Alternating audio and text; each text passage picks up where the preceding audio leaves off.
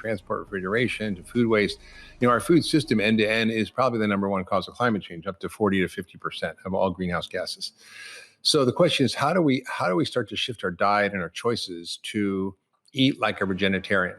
And yesterday I was shopping, and I went to the grocery store and I bought some coconut oil, and there was Dr. Bronner's coconut oil, and I have no relationship financially with them, but they have created this regenerative organic certification along with Rodale Institute and Patagonia and others. So they're working on this standard, which is not just organic, but regenerative organic. And what that means is that we have to grow in a way that restores the ecosystems on the earth and on the farm.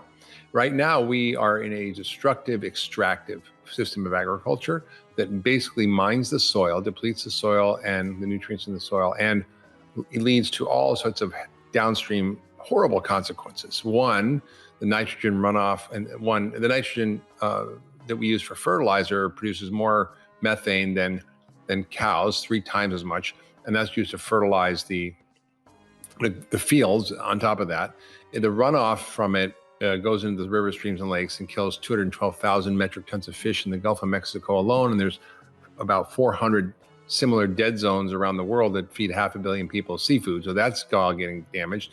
And then you have the overuse of irrigation, depletion of our freshwater resources. You have the soil that can't hold carbon anymore, because the carbon that we have in the atmosphere, people don't understand this, but a third, about 300 billion tons of carbon dioxide comes from the destruction of the soil, which has carbon from the plants. It puts it in roots, and it forms organic matter. When you mine the soil, it's basically just dirt. It's not soil.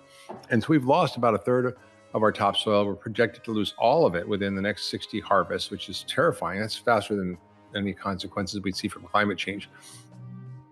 And so the game really here is, how do you eat in a way that supports a system that regenerates agriculture? And we're having a hearing with the new House Committee Chairman on Agriculture, on regenerative agriculture, very soon, and on nutrition. So people are starting to get this in Washington and talk about ending factory farming, supporting farmers to put carbon in the soil, supporting regenerative agriculture. And so we right now don't have a large amount of access to it, but we can start to move our diet in that way. So start with just eating a whole, real unprocessed food. Start with eating food from community-supported agricultures if you can, or farmers markets if you can. If you can find the new regenerative organic certified label, that's great. If you actually are throwing out your food scraps, I mean, even if you're a vegan, you throw out your food scraps, the methane produced from food scraps in landfills produces 3 times as much methane as cow farts and burps, right? And if it were a country, food waste would be the third leading emitter of greenhouse gases after the U.S. and China. And we waste the amount of food that would feed over 10 billion people, and would have to be grown in the landmass the size of China, and it costs over $2 trillion that we waste every year. So just composting is such a simple idea. Some countries like France mandate it. You can't throw out waste. You go to jail. You get a fine.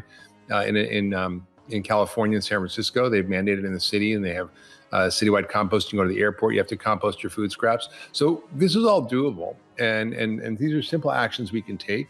And as we move more and more towards eating real food, as we drive the marketplace, we're starting to see the shifts. And we see even companies like General Mills and Danone funding farmers to convert to regenerative agriculture. General Mills has committed over 1 million acres to regenerative agriculture. I mean, we need way more than 1 million, but yes, it's pretty exciting. That's why I just love the idea of using regenerative agriculture to create complex farm ecosystems that must include animals. You don't have to eat them, but you must include animals in order to regenerate soil. How did we get 50 feet of topsoil in some areas in America? We had 168 ruminants running around, peeing, pooping, digging with their hooves, saliva, chewing the grass. The saliva is like a growth factor for the plants. They wouldn't chew it all the way down. They would actually just partly graze it, and then they'd move to the next part. And so you end up with this incredible ability to create soil. And we only have 90 million cows here, and we are destroying the earth because of how we're farming. So using the 40% of lands that are not suitable for growing crops, I mean, you just can't grow vegetables or any crops there.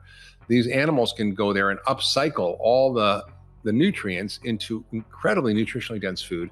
And doing so, you will build soil. You'll actually draw down carbon from the atmosphere. You will conserve water, because you don't really need water. It's rainwater mostly. And that the water is held in this new soil that's full of organic matter. So you hold maybe 27,000 gallons of water per every percent organic matter per acre, which means you avoid droughts and floods. And then you don't need the fertilizer that then doesn't end up running off into streams and lakes and killing all those fish. And I mean, nitrous oxide, which is what's the greenhouse gas emitted from putting on the fertilizer, is 300 times more potent a greenhouse gas than carbon dioxide. So people don't understand that. And producing this fertilizer takes 2% of global energy use. 2% of all energy produced for everything is for basically making fertilizer. So you end up with this instead of a vicious cycle of destruction, you end up with a virtuous cycle of creation, and you then restore ecosystems. We've lost 75% of our pollinators, 50% of our birds. Those start to come back as you build these robust ecological systems that not only are better for the planet and not only conserve water, help draw down carbon, and can reverse climate change and eliminate the use of all the needs for pesticides, herbicides, and agrochemicals, but it also produces far more nutrient-dense food.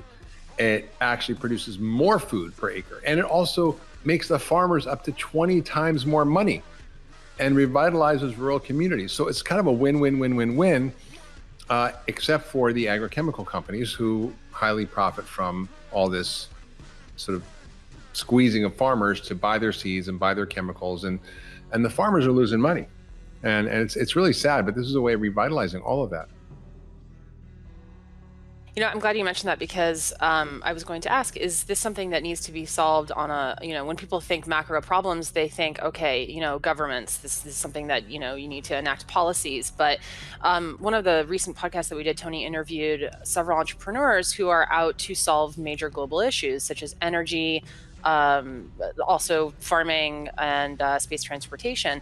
And one of the big, economic incentives for small businesses is essentially that there's a giant market cap, right? So this is a huge problem. It affects everyone. Mm-hmm. So can you talk a little bit more about what are some of the ways that you think businesses are going to move in and start implementing some of the ideas here?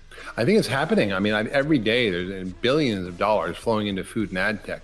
There's a company called, I think it's called Farmland LLP, that buys up conventional farms, converts them to regenerative agriculture, and is able to create what we call ecosystem services. So, we literally consume billions, trillions of dollars of ecosystem services around the world. Meaning we use up soil, we use up natural resources, we use up trees, we use up water. So we're basically mining the natural resources. But ecosystem services are actually restoring ecosystems. So farmers can get paid for putting carbon in the soil, for not using water, for not using chemicals, for not polluting the waterways. I mean, you get this virtuous cycle of benefit. And what they're finding is that these farms actually are far more profitable. They're making returns of 70, 80% on the